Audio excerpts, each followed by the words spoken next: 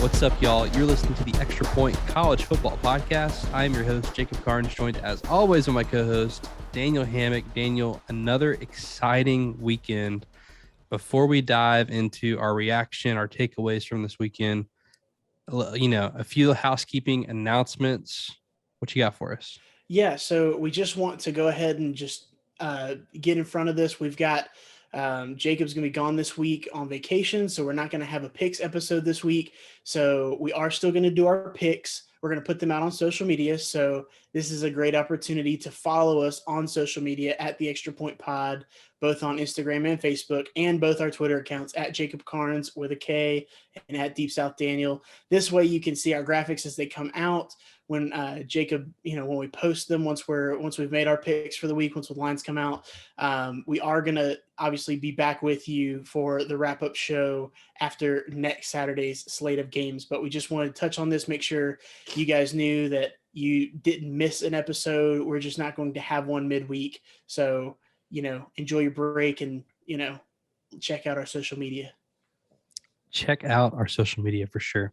Are you still gonna have your thoughts that you post the JK takeaways? JK takeaways. I started doing it today. So you're gonna have your JK takeaways. I'm gonna have my Saturday impressions. We're gonna put those out start this week. So follow us on Twitter so you can get those as well. At Deep South Daniel, at Jacob Carnes. You got to say it with a K. With a K. Hey, let's dive in. Let's start with the whiteout. This game just ended. I mean, it's 11:32 here on the East Coast, so still got a couple West Coast games going where I got it up on the screen right here with Arizona State and BYU. But let's dive into the whiteout. Penn State wins 28-20. I mean, gorgeous environment. That's one of the reasons you love college football. Students are out there, 3 hours before kick, filling up the student section. So glad to have the fans back. Penn State, I mean, I think the score was very indicative of this game. It was a defensive battle, and Penn State edged out Auburn. I thought it would be right there at a touchdown. We got it at 6.5. Auburn had a chance late. I think my biggest takeaway is when you call timeout on 4th and goal, and you got Tank Bigsby in the backfield, hand him the ball. Give it to him. We were texting our friend Cartwright, and he was like saying that should have been pass interference in the end zone. And I said, no, what should be a penalty is calling timeout and calling a fade on 4th and goal. That should be a penalty. That should be 15 yards. With an inaccurate passer, with Bo Nix, who just as a reputation is not very accurate on, should we say 50-50 balls or contested, routes. I think that's probably the biggest takeaway as far as that goes. Bo Nix looks like he has grown, but it looks like he still has some of his Bo Nix qualities, which, I think he's got a ton of talent, and I think he's still developing because I think that he's had a couple years of either underdevelopment or no development or maybe regression. So I do think that he's growing in this Brian Harsin, Mike Bobo tandem offense that's going on. It's just taking some time. This was a fun game though. I couldn't take my eyes off of it while it was on. I do think that Penn State. I think they resisted an early punch in the mouth from Auburn, where Auburn gets up to the early lead and then kind of answers their touchdown with a touchdown. Auburn does and goes back up 10-7.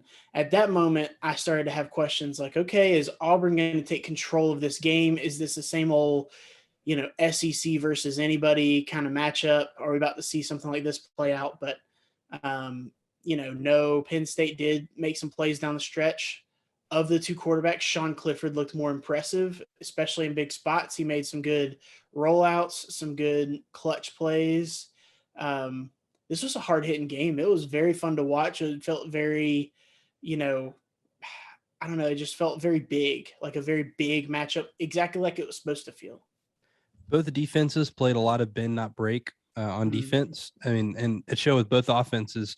Auburn only had 1 3-and-out on offense. Penn State only had 2 3-and-outs on offense. So, I mean, a couple of turnovers here and there. Sean Clifford had a good game. You mentioned Bo Nix. I mean, 21 of 37 for 185 isn't isn't amazing. No touchdowns, no picks. But hey, Sean Clifford, 28 to 32 for 280. He had that one pick, but that's a dang good game in this kind of spot. I mean, I'm looking at total yards over here, the breakdown.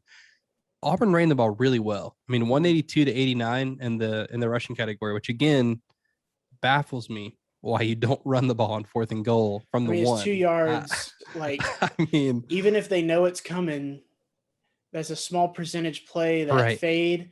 If you're going to do something else, roll the pocket and then have an option for Bo Nix with his feet to either bail and run or throw something that's a little higher percentage. Yes, not a fade. That was a struggle call, man. I don't know. I hate to see it, but at the same time, it just kind of plays to the, hey, you've got more of a veteran coaching staff with Penn State. You've got a new, not necessarily brand new coaching staff with Brian Harsin, first year head coach at his school. So, getting used to everything. I was expecting to see a little more maybe trick plays because of the Boise State rep. I don't know if maybe that's just from watching the Boise State games for years and years. I was expecting to see something like that from Auburn, but they had a couple. It's funny. Brandon Marcello had a tweet that said, "I thought Auburn fired the guy who ran trick plays after they ran one." Oh my gosh! So Penn State 3-0, and what a way to start the season! 2 ranked wins. They go October 9th to play at Iowa.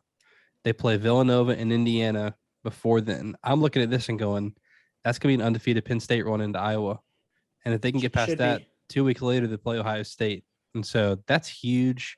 What a start for Penn State. This is exactly what James Franklin needed. And this kind of validates the people, including us, who are buying into Penn State after last year, kind of writing off last year as a weird COVID thing. Right. And, James Franklin validating that for people who had buy-in in his team. Also, Jahan Dotson just being a dude at receiver. I think he's probably going to set himself up to be a high NFL pick because everybody's 100%. Already learning his name after a couple weeks, and he's definitely a big-time target in this offense. So, Daniel, where do you want us to take us next? Well, you mentioned Indiana. I just want to touch on Cincy, Indiana at noon. I was pretty impressed with both teams because Indiana got up to the early lead. Cincinnati came back on the road against a Big Ten opponent.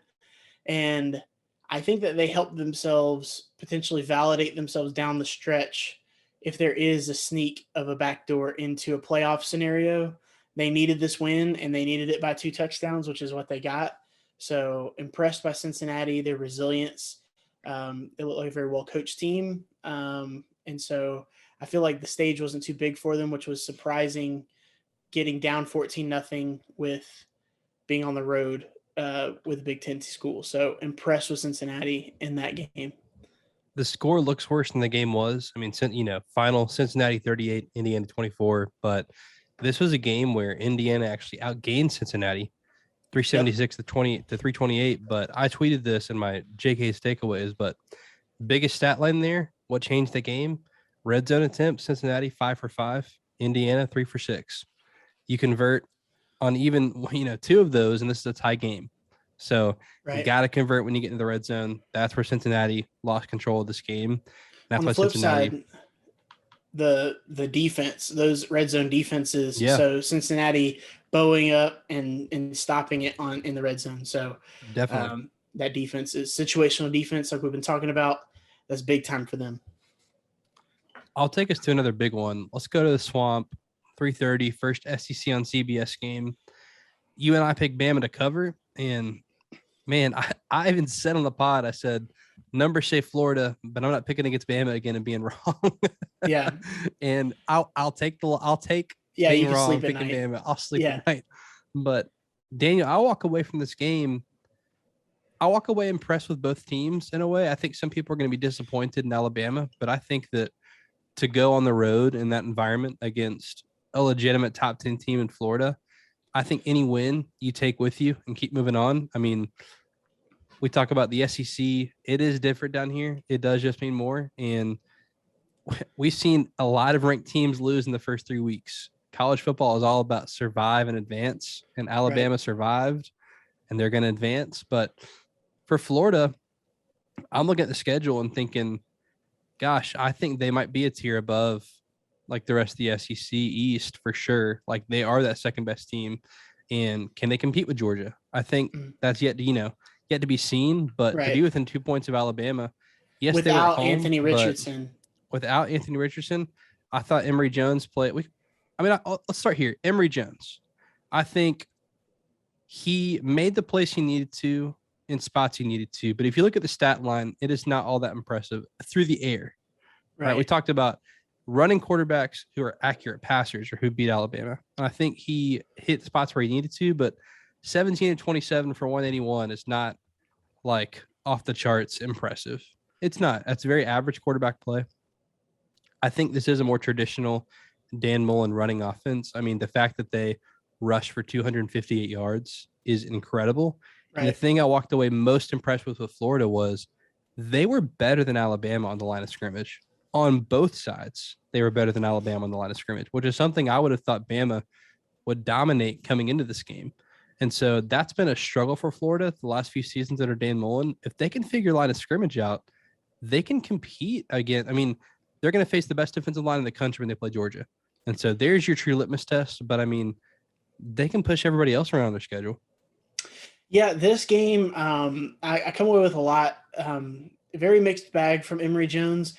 I do think that he made plays down the stretch that kept Florida in this game. I also think that he created some distance between Alabama and Florida by throwing an interception and for there being some ill-timed things that happened, and him just not being as accurate with the ball like we saw Kyle Trask last year be. I agree with you on the offensive side of the ball, offensive line, better, able to – they were just executing blocks. They were whether they got to the second level, whether they're as talented or not. I think that was not an issue because they were so technically sound. Yeah, like you said, getting to the second level, the receivers blocked really well. I was very surprised with. Yeah, I feel like Florida was able to do a few different backs out there that were all able to get positive yardage, and then obviously they ran the quarterback. I would have been interested to see what they did with Anthony Richardson because, yeah, like what I had anticipated. I didn't think he was going to be 100% healthy, and Dan Mullen said as much that he weren't going to put him in unless it was an emergency. He is dressed out as an emergency quarterback, but the way he's going to help you win this game is if he comes in and is able to run the ball. With the hamstring issues, you're just not able to do that. But if you're talking about the potential weak spot being Emory Jones, and you've got a potential, Anthony Richardson coming off once he gets healthy, being able to kind of get in there around maybe before the Georgia game and get some games back in, that's going to be a huge matchup in Jacksonville for the SEC East. Because I agree with you. I do think they took a step forward as far as solidifying themselves at least as the number 2 team, kind of eliminating any doubt that people may have had creeping in with the Kentucky and, other teams like that. They kind of say, hey, we're here. We're competing with Georgia to go to Atlanta. So that was impressive. I do want to highlight that. The crowd was amazing as far as in the Swamp. I think that they did what they needed to do. The fact that they were able to stay in the game when they were down 21-3, I think kudos to the fans in Gainesville because that ended up making a difference. And then at the end of the game when it was close, that place was loud and popping. And this was the first true road test for Bryce Young. The whole roster. Let's be honest. The whole roster, absolutely. We're going to look at Bryce Young though, and I do think their offensive line is strong. When you were saying that you think Florida's defensive line may be better, I think that they're trading blows basically. But I do think that pass protection, I think they're good at pass protection. I think that he looks comfortable back there. He's comfortable on the rollouts, things like that. He just looks like a veteran quarterback in that sense. Jamison Williams will come away I feel like he might be their number 1 receiver, not just the number on his jersey, but he might be better than John Mechie as far as being a go-to guy. So, impressed with both teams, but I have questions for both teams going forward. I feel like there's no perfect team out there right now. So we saw that with a few different schools this weekend, a few different teams this weekend. Last thing I'll mention about this game, Alabama had 9 drives in this game. You want to know how many were in the second half? Like 3. 3. Like, and I think Florida kind of gave the blueprint of how do you compete with Alabama. I think you can do it 2 ways. You beat them in a shootout. Like you just outscore them 52-48. What is what Ole Miss is going to try to do to beat them? Or and Florida did this the second half. They had 4 drives in the second half. Florida did. They possessed the ball for at least 4 minutes each time. That was 5 minutes, 4 minutes, and 6.5 minutes. They scored a touchdown on every drive. And they just, that's the key. Hold on to the ball and then score and then trust your defense. Because Right. Bama, they got the ball 3 times in the second half. It was touchdown, field goal, and then that last drive where they were trying to kill clock and they punted. But in Bama, I think last takeaway for Bama, find some balance on offense. And I'm glad you mentioned the offensive line. Yes, pass pro, the offensive line was great. Running the ball is where they struggled. Right. And that's where, if you're Bama, the balance last year is what created such like an eliteness on offense where on any down, on any yardage, it doesn't matter. Like you really don't know what's coming. And so that's what created some, that's what separated them last year. They had to find some balance on offense, but a win nonetheless. Where do you want to take us next? Let's go to a team that, I'm bullish on to start the season, and then I've kind of, moved to the side, which is Miami. Miami, Michigan State, noon slate. Michigan State, I'll say this. I'll start here because I think that this needs to be said first. I'm impressed with Michigan State. I think that Mel Tucker's got them playing really well defensively, both in the secondary and really just defensive line, being able to create some pressure. I don't know how much of it was, the offensive line of Miami or just simply being able to get after Derek King. But, it's funny when a defensive head coach takes over, you're just not expecting the offense to really do anything. But offense looks pretty good for Michigan State. I feel like they were able to move the ball.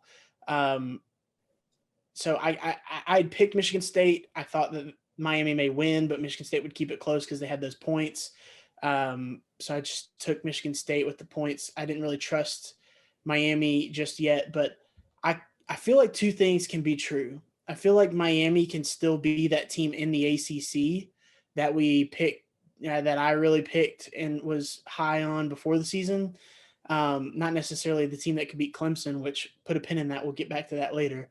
But, a team that has improved. They played some tough non-conference games and got beat. But I'll say this, if I'm a Miami fan, I'm at least encouraged because I feel like I've emerged from this game with a number 1 target at receiver in Charleston Rambo, because down the stretch, he had several catches, caught the touchdown, and just looked like a guy that you can depend on and be the go-to guy for someone like Derek King, who's been somewhat struggling to find that so far in Miami in his, last year and this year. He's had a lot of drops, things like that. So if he can kind of get more consistent, maybe they play a little bit lighter schedule in the ACC, get some of those games under their belt, they could pick up some wins and feel good about themselves and get kind of on the upward trajectory. But really came away impressed with both, mostly Michigan State, obviously, from the win. And again, this is a score that's deceiving. I mean, total yards, there were 14 total yards separating the 2 teams. If you look at the drives, this game got blown open. I mean, Miami gets it within 7 with the field goal. After that, they fumble the ball, Michigan State touchdown, Miami field goal, Michigan State touchdown, Miami interception, Michigan State touchdown. So it gets blown open. But the thing I'm most concerned about with Miami is running the ball. I mean, if you look at Rhett Lashley's offense from Auburn, I mean, the thing they do the best is run the ball, and that offense is clicking the most when they're running the ball. And I think, 2.2 yards a carry is awful. Let's be blunt. That's bad. And I'm wondering if this is where you're missing the 100% healthy Derek King, where I wonder how much of an effect he had in the run game. And in an offense that thrives off of a quarterback run game, if you know he's not going anywhere, Right. how much easier is it to scheme for that? And so I think this is a time where Miami needs to make some adjustments. And how can you get creative with running the ball? How can you get your guys the ball in space? Is it a screen game that you're working on? Because 388 passing yards is great for Derek King, but 2.2 yards a carry isn't going to cut it in this Lashley offense. And as bad as the ACC looks, that can come back to bite you in the butt and lose you some more games. So not the start Miami wanted, but I do walk away really impressed with Michigan State. 3-0 in year 2 from Mel Tucker. That's dang impressive. All right. You took us to Miami. Let's go. I want to let's hit a few top teams. All right. Yeah. Clemson, Oklahoma, Georgia, and Ohio State. Let's just hit the preseason top together. 5. Yes. Okay, perfect. I think 3 of these teams have something in common, and the other one has separated itself. And I think Georgia has separated itself, and Clemson, Ohio State, and Oklahoma continue to struggle. It hasn't. Right. It's been a 1-week thing. And at what point are you concerned for any of these teams? And which team are you most concerned about when it comes to like playoff chances and hopes, or even regular season? Like which team are you most concerned about? For me, I'm going to go ahead and say Clemson just because of what I've seen so far. Obviously, you mentioned Georgia. It's good to see JT Daniels healthy. Looks like they're on track. Some sloppiness in that game. Had that on a second screen while I was watching Auburn Penn State. It looks like they're dominant when they need to be, but looks like they're kind of stubbing their toe towards the end of that game where they could have put it well out of reach and got us the cover for our picks that we made. But it is what it is. Shane Beamer looks like he's really coaching them up there in South Carolina. He likes to clap. He does like to clap. They also, Josh Van, hey, shout out Cartwright. Josh Van, wide receiver, made several big plays in the game and was the reason that it was, that they scored touchdown and a field goal. So, but anyways, moving back to the other 3, Oklahoma, struggling with Nebraska was it was surprising, but it wasn't, in the sense that it's one of these things in college football when, 2 + 2 is supposed to equal 4, and it's like, 37 or something in this case, because college football doesn't always make sense. But like 23-16, you're Oklahoma. Everybody's expecting you to be this great dominant team offensively and defensively. And I'm at the point, Jacob, where I'm not necessarily saying that it's all Spencer Rattler's fault, but you've got Caleb Williams, and he could be the spark that this team may need down the stretch. So keep that in your back pocket as far as potentially, getting out there and really, really going off. That's something I'm going to keep an eye on for OU. But like I said, as far as the ones I'm concerned the most about, I'm going to come back to Clemson. Clemson, I think their issues are on the offensive line. And I think that a team like Georgia Tech is a team that they're supposed to dominate. They beat them, was it 14-6 was the final? Yeah, 14-8. 14 they got that safety. Okay, 14-8. So Georgia Tech, no disrespect, but I mean, they lost to Northern Illinois, and then, they beat Kennesaw State. But this isn't a team that's supposed to challenge you. This isn't a team that's supposed to stop your offense. You've got, that first drive. That's probably the most frustrating thing about as a Clemson fan. The first drive, they go down and score. Will Shipley punches it in, and you're thinking, oh, yeah, we're about to have a big day. Here we go. Yeah. Run the ball like crazy. DJ's going to throw for 250 and a few touchdowns, and then we're going to pull him and get some of these, non-scholarship players, some walk-ons in there, our punter's going to play quarterback again, whatever, against Georgia Tech. And, yeah, it was kind of a funky game. It was delayed. Was it lightning delay, I believe? Yeah. And so it got delayed. Some weird things happened, and Tech, you just let them hang around, and Tech just stayed there, kept making open field tackles, and kept penetrating. And so, obviously you saw Georgia do that the first week with Clemson. Clemson got right against South Carolina State, but then they play an ACC opponent that they're supposed to dominate, all I kept hearing after they lost to Georgia was, well, they're still going to win the rest of their games, no problem and no big deal. I was one saying it too. I felt like that was just a validating loss to Georgia.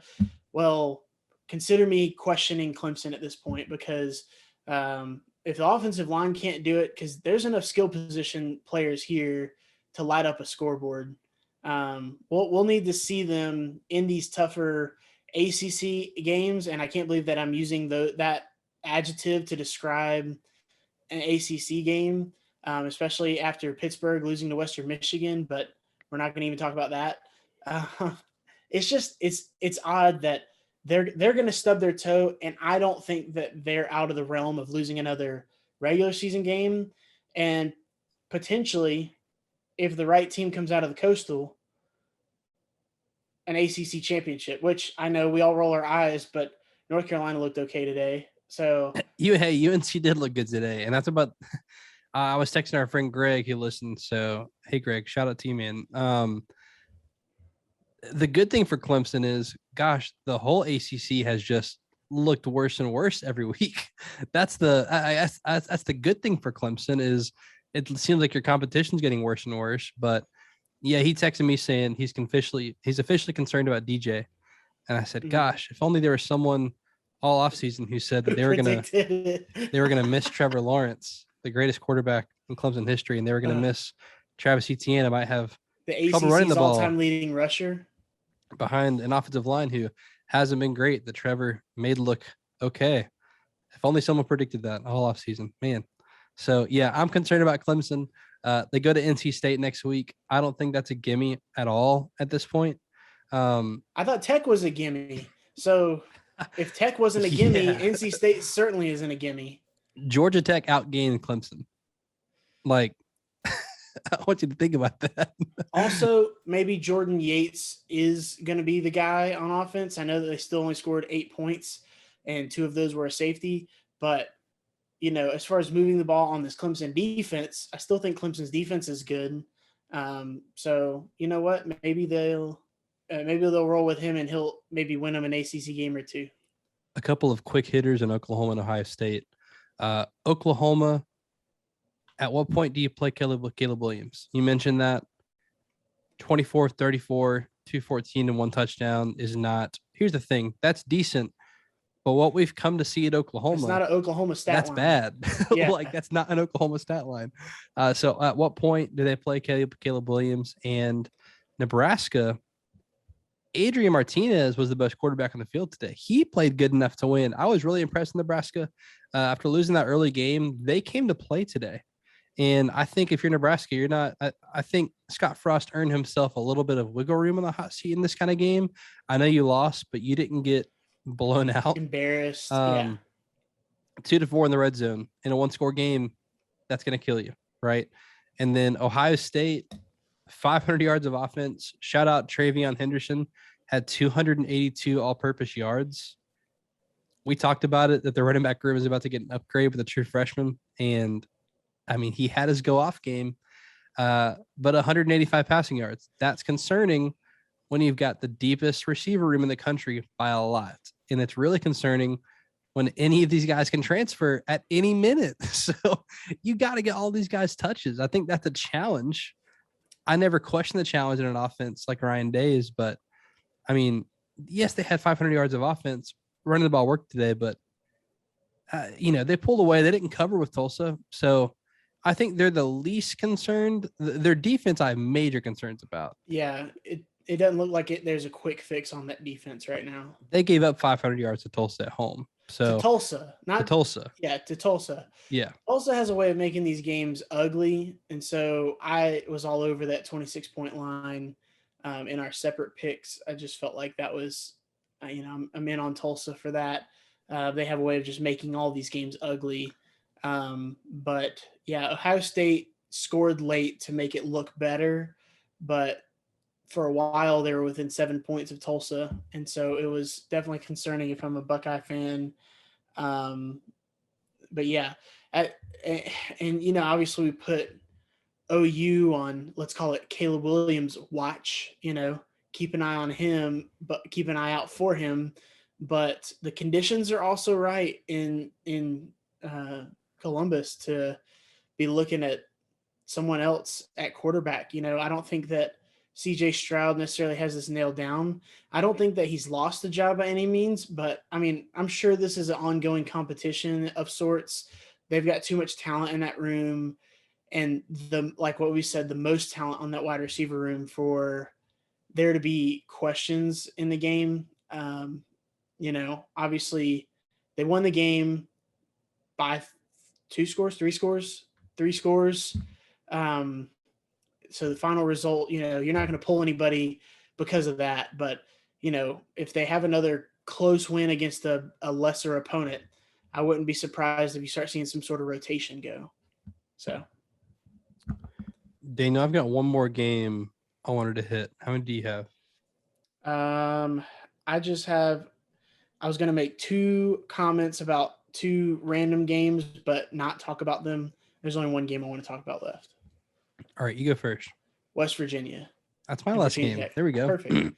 So obviously we came into this. I picked West Virginia. You picked Virginia Tech.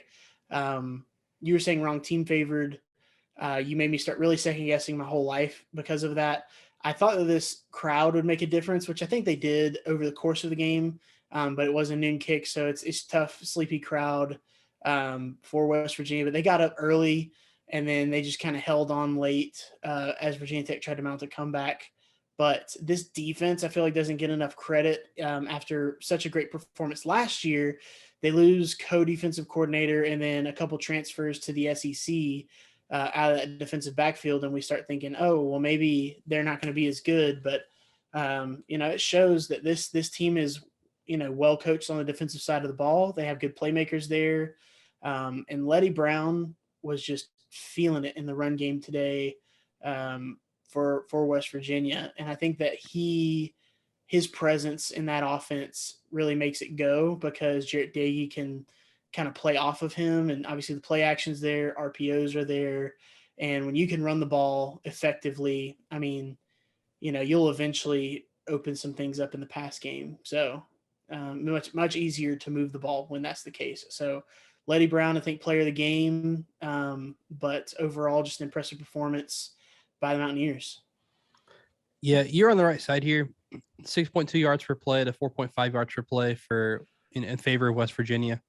But gosh, I had a chance to get this late, and the backdoor cover. Honestly, Virginia Tech blew it. They had their last 4 drives made it to the red zone.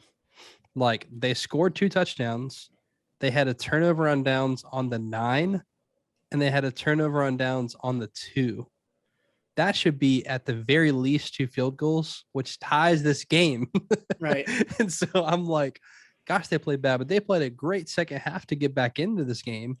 And, turnover on downs twice. I know you're down multiple scores trying to go for the win, but gosh, you get a field goal on one of these and I get this cover. So a little mad about that, but I know they're playing to win, not to get covers, but that's what I'm here for. All right, I'm tapped out. What you got? I was just going to mention Florida State. SEC?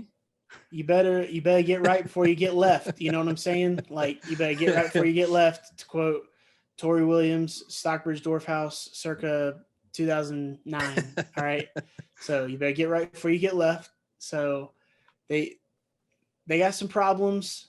I'm worried. I think that I think they've got a long way to go. So it just is what it is. I think that, Wake Forest obviously did it to them. And so that's all I'm really going to say on that. I don't want to dive in. There's a lot of issues they got to fix. A lot of it's talent, but there's some play calls and stuff in there too. I got to see these stats. I got to see these stats. I haven't even looked at it. 92 rushing yards. Honestly, though, 6.2 yards per play isn't bad on offense. This defense must have played awful. I mean, I saw almost like 3 explosive plays on the highlights alone. I didn't watch this game because I just value my time way too much to watch Florida State play right now. Oh, here you go. Mackenzie Milton 2 picks, Jordan Travis 2 picks. Oh my God, 6 turnovers. There you go. Yeah. That'll lose you a game. Yeah. Luckily, it only counts for one game because of how bad they played. So, but other one I'll mention is SMU.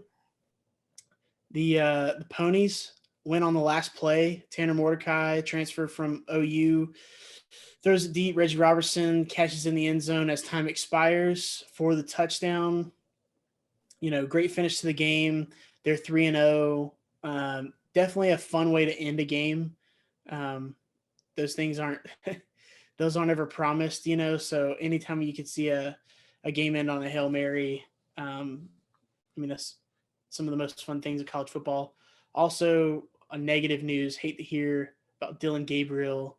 Was it clavicle, I believe, on that last play, last game. Almost meaningless play, not meaningless in the sense that they had a chance to score, but they were doing the lateral thing, and you just hate to see him get hurt on a play like that. So hurt at all, but obviously on a play like that, they don't have a defined time for him to come back.